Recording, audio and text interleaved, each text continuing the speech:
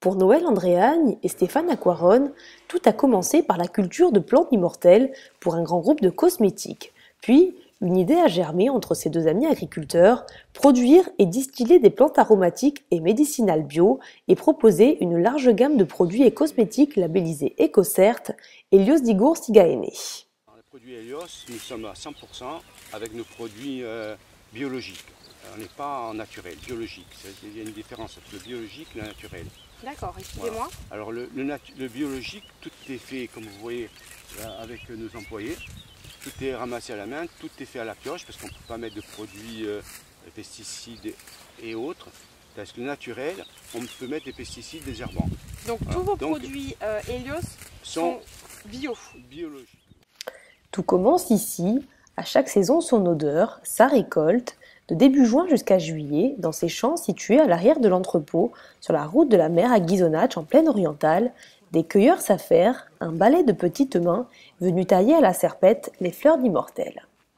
On évalue la quantité de fleurs ouvertes, c'est les fleurs quand ça jaunit, hein, les boutons jaunissent, et il faut qu'il y ait entre 10 et 20% de fleurs épanouies. Et là on commence la récolte. Et ensuite on coupe à une vingtaine de centimètres finalement. Une vingtaine de centimètres, et parce que c'est dans la feuille et la fleur qui a l'huile essentielle. Et après, il faut laisser toujours un peu de verre, un peu de feuilles avec des boutons pour le départ pour l'année prochaine. L'année prochaine, elle repoussera encore de 10 et 20 centimètres. Doté de nombreuses vertus, l'immortelle de Corse est très prisée dans l'univers de la cosmétique et une partie de ces petites fleurs vont parcourir le monde à destination des grands laboratoires qui fabriquent des produits luxueux, tandis qu'une autre partie vont servir à la fabrication de la gamme Helios.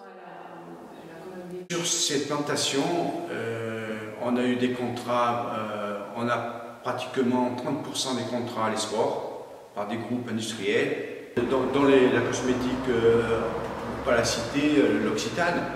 Après, on ne va pas parler des autres groupes. Et tout le reste est sur la gamme Helios Igor Siga. Aujourd'hui, on a 40 références en huile essentielle, pas toutes au Corse. On a une distillerie sur le Madagascar qui nous aide à